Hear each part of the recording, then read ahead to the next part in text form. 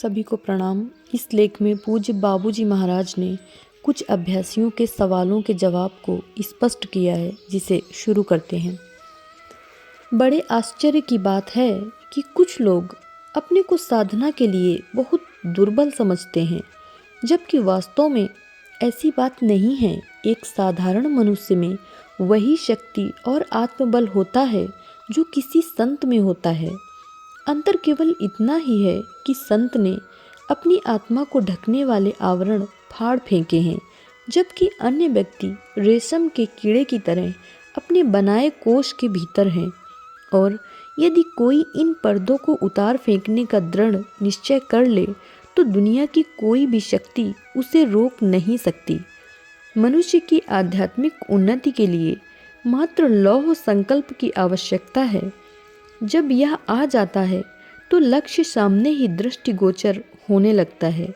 यदि आप में ये दो चीज़ें आ गईं तो फिर आप असफलता का प्रश्न ही नहीं उठाएंगे।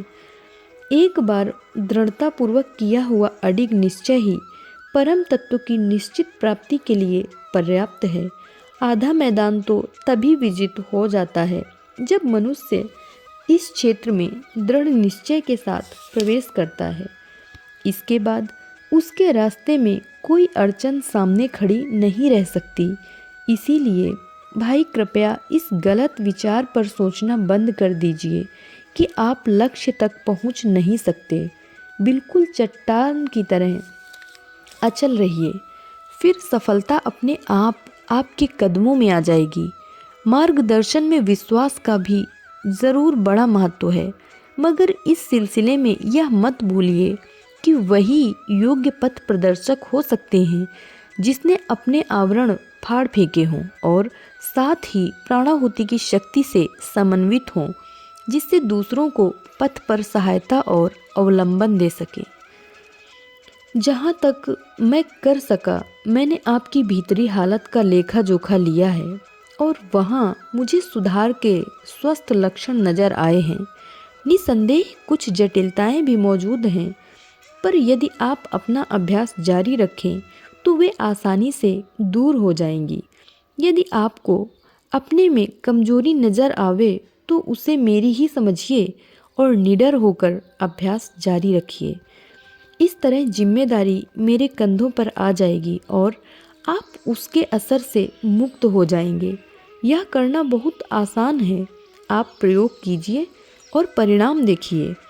अवसर इसके लिए काम में लाए जाने वाले उपाय समस्या को और बिगाड़कर अधिक जटिल बना देते हैं।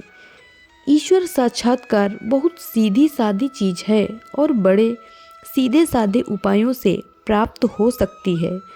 इसमें एक चीज़ विशेष महत्वपूर्ण होती है, वह यह है कि अभ्यासी में लक्ष्य प्राप्ति के लिए तड़प और बेचैनी बराबर बनी रहनी चाहिए।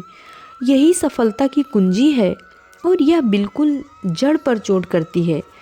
जहाँ तक मेरा सवाल है, आपको बता दूं कि जहाँ भी मैं आध्यात्मिक कार्य में लगा होता हूँ, सफलता के बारे में मुझे तनिक संदेह नहीं रहता।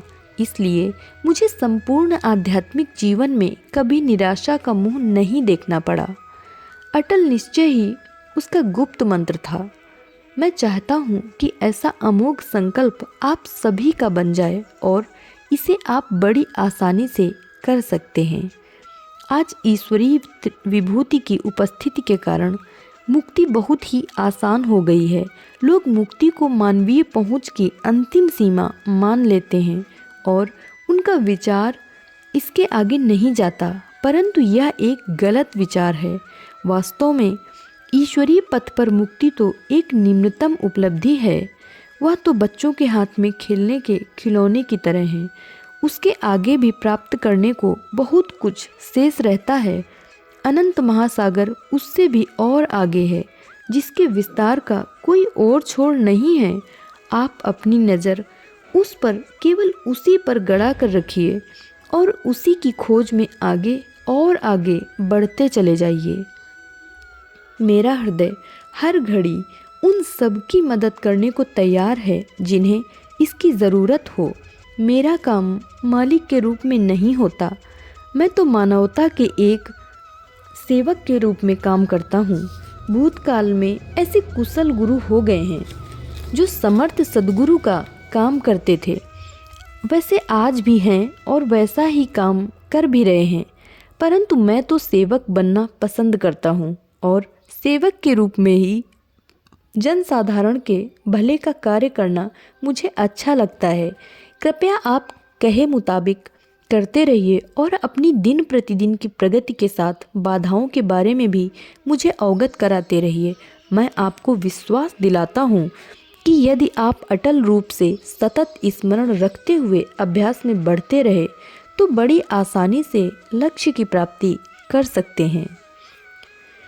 बड़ी प्रसन्नता का अवसर था जब आपने मुझे देखा।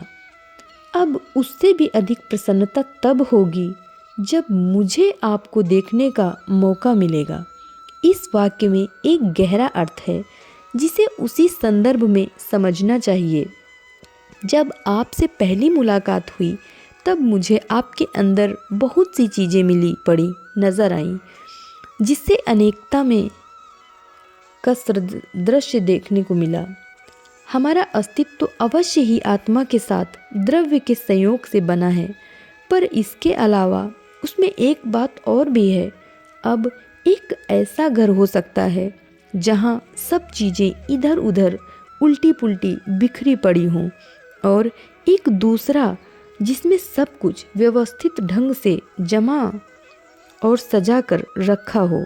निश्चय ही पहला घर अव्यवस्थित कहा जाएगा और दूसरा व्यवस्थित और नियमित।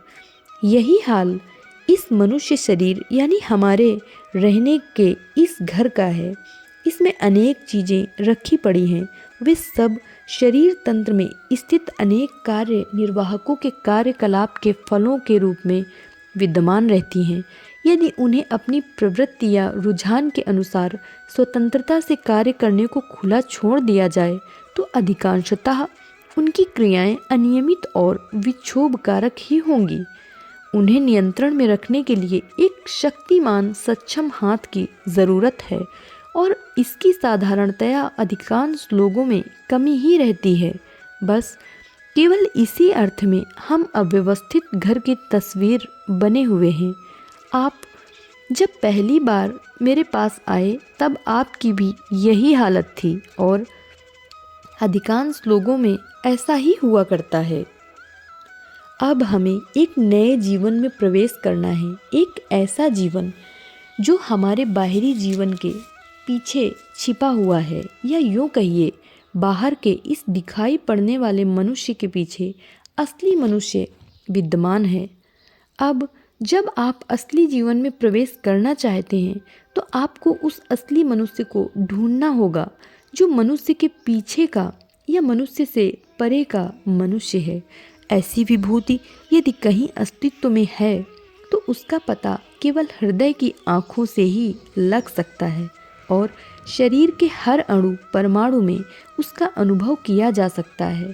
पार्थिव शरीर में रहते हुए भी वह किसी प्रकार से भी उसमें लिप्त नहीं होगा और वह शून्य के निकटतम होगा। संपूर्ण ब्रह्मांड उसका ओढ़ना होता है जिसमें उसका खेल चलता रहता है।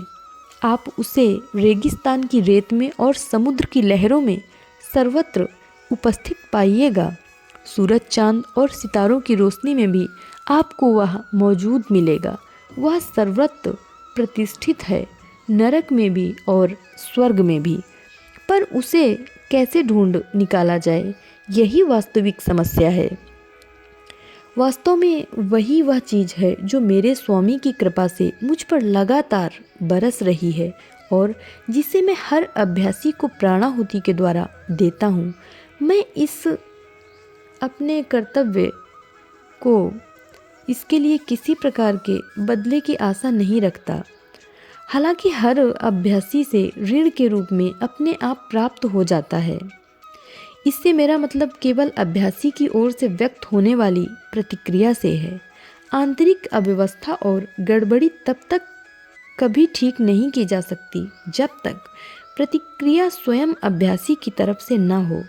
शांति और निश्चलता का वातावरण लाने के लिए कम से कम उन्हें स्थगित अथवा निलंबित तो अवश्य करना पड़ेगा।